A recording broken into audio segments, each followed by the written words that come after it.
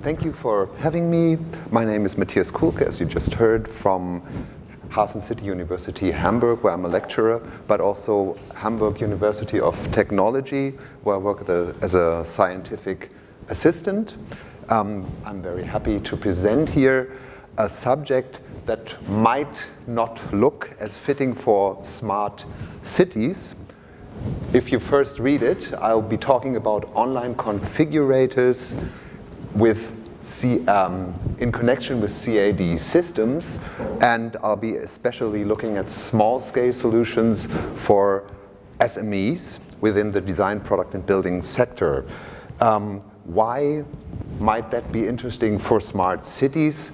I think it's interesting in light of the headline of the conference, which is my interpretation of back to command.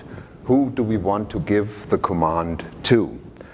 Online configurators are usually or widely used now by the industries. I would like to give online configurators to small and medium enterprises on a larger scale, that is to designers and to craftsmen, especially in the furniture industry. So I think if we make the technology that is available more accessible to small and medium enterprises and also just small actors in the market, that means that our cities can stay or become more diverse because we support the small enterprises. And this is an important goal for me.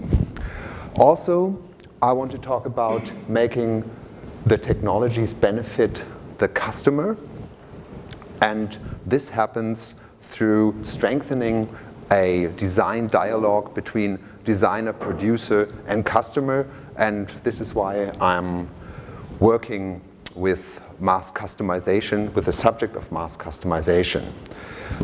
There are some obstacles to small and medium enterprises to implement technology, not only online configurators, but also CAD-CAM technology in general. With our institute at the Hamburg University of Technology, we work with small and medium enterprises, craftsmen who are furniture producers, and we know how hard it is to implement a successful CAD-CAM strategy in these enterprises.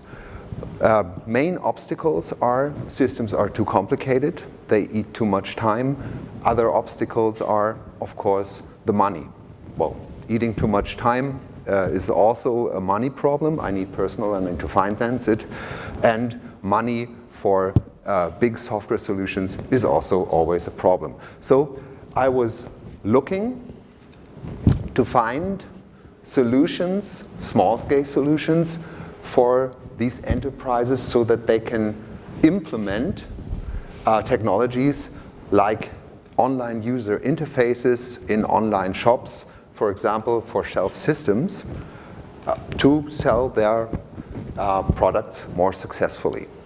And as I said, I don't want to do this on a large industry scale, but I want to do it on a smaller scale, that is with small investment and also with a low level of accessibility, with a high level of accessibility. Yeah. What is the overall problem if you want to implement mass customization as a furniture producer in a small and medium enterprise? You have to have a system design, which is parametric, and also you have to have a configurator design. As a design task for design and architectural students, this is actually highly interesting. I implemented that in some of my courses at the Hafen City University.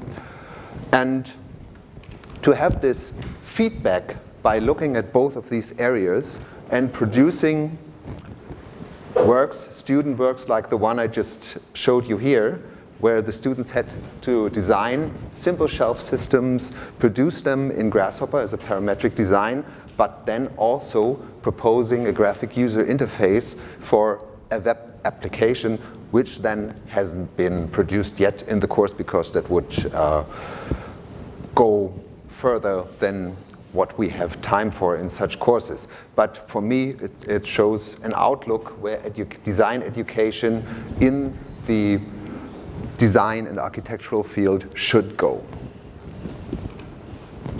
There's an interest by customers to be involved in design. This is a small overview. I looked at some design crowdfundings, which is also a subject that I'm working on, which I'm very interested in. So I looked at the pinboard section of several crowdfundings, design crowdfundings, and I looked how much customers get involved in design process. And customers do make propositions to colors, to functions, to several design aspects in almost all of these crowdfundings that I looked at, which were only 11, but it gives us some hint that there's interest with customers to be involved in design, in co-creation with producers and designers.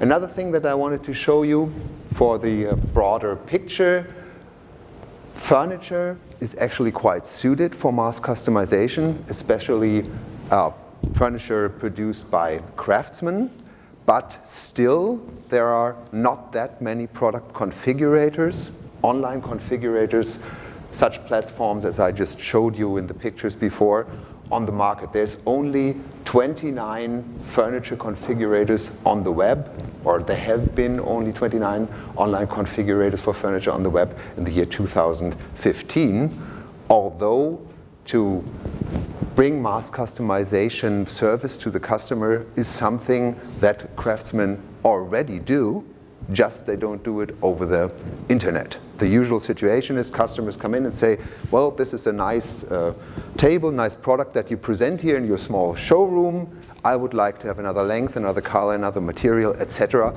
These are very usual discussions between customers and craftsmen. And so it's interesting to note that we don't have this as present on the web as is present on a day-to-day basis with craftsmen who produce furniture. There's some solutions out on the market to help people to overcome one barrier, that is the cost of programming a configurator. This is the platform of Combination. They have a Configurator 2.0 where you can click together your own web configurators just by uploading images, uploading data, considering price, sizes, etc. But these configurators that are created here only work for two-dimensional representation. Now, we all know that three-dimensional representation, it's not only important for a professional design process, but it's also very important if you're in dialogue with a customer. So this is some obstacle that we have to overcome. Luckily, the technology is proceeding, and in recent years, the possibility of using WebGL in the context of PHP, JavaScript, and HTML5 has made it possible to produce simple online configurators with 3D representation, which don't require large processing capacities to present three-dimensional products to the customer in a configurator environment. What is the goal I'm aiming at? I want to try to show this in this overview. I want the customer, who you see on the right top side, I want the customer to be able to choose a product configured on the web via a configurator platform that gives him 3D representation. The PHP code will generate a TXT file that then is sent to the producer, who can integrate it in his data structure. The data structure is made up of the furniture model, the Grasshopper wires, the Grasshopper macro programming, and in the TXT file we have the parameters that the customer wished for. So if the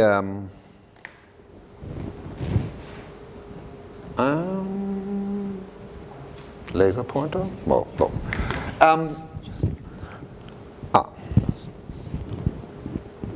That works.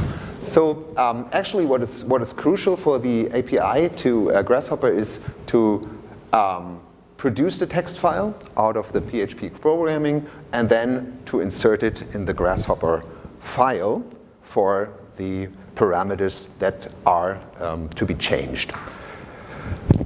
Now this is how the programming code looks for the simple configurator that I just showed you. So we have PHP code managing the variables all inside an HTML file.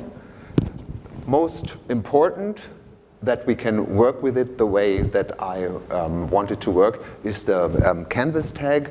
Within the canvas, I can fit not only 2D but also 3D representations by using a combination of JavaScript and WebGL.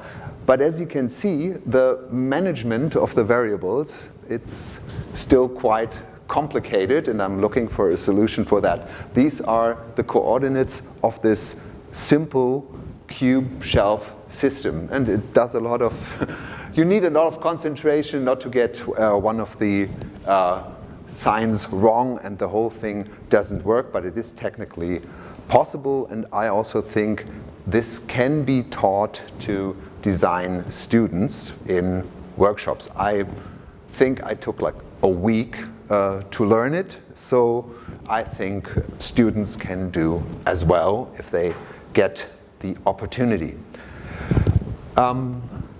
Yeah, here you see, it's, as you probably already know, it's no problem to construct such a cube shelf system within Grasshopper and make it parametrically. Our problem is now just to import the parameters into a Grasshopper file to achieve what we want, and that is the parameters to be automatically managed. When the producer gets an order by the customer, he doesn't want to go into a Grasshopper file and arrange the parameters himself, which he extracts from an email, but this should be run automatically, and it is possible.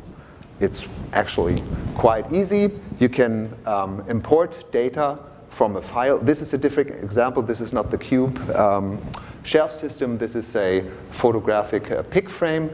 I import the data here. This is just a control panel to see if all the data is getting into the system. And then I use some VB code within the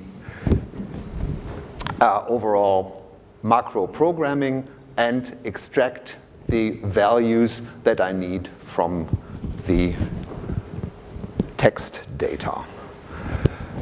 Yeah, in the end, it becomes one thing that is very interesting if you work with producers who use CNC milling and CAD and CAM in general. It is you want to procure machine data and you also want to do that automatically. It goes actually by the same strategy, just the other way around.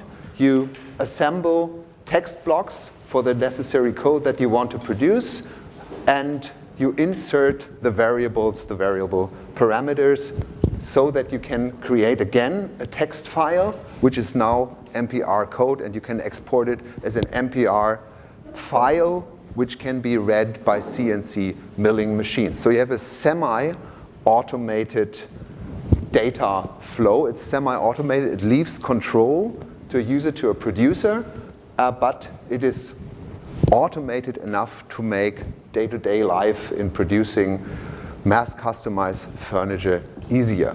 The software on the whole is cheap, as you all know. Rhino Grasshopper is relatively affordable software package. PHP and the technology that I mentioned for the web application, it is, you don't need a special software for it to program it, so you need knowledge to do that. Now, to program such a Grasshopper file, which then can be used by a small and medium enterprise, you can externalize this process, but you can externalize it not to professional programmers, but to designers or design students. And I would say these macro programmings are relatively affordable. Or if you are a design student who goes into the professional world, you probably know how to use the software by yourself if you visited a workshop that told you so. To achieve this data structure, you also need something like a 2-day workshop. Yeah, once you have this technology available to you, then you can produce this workflow. You can generate from the Grasshopper data not only the MPR data or lists that you need for the conventional part of your production, but you can also produce pictures, you can calculate a price, you can produce plans, and even semi-automatically produce email, which you can then send as an offer, as a reaction to your customer who has just ordered a certain shelf system, and then the customer can buy and the production is already prepared. That's the idea. What I hope to do is by following this strategy and also by this presentation is to open up Think Room and also to open up a room in the way that we are thinking about design education and coding and macro programming within design education while we think about aiding small and medium enterprise and crafts in the design and building product sector. Thank you.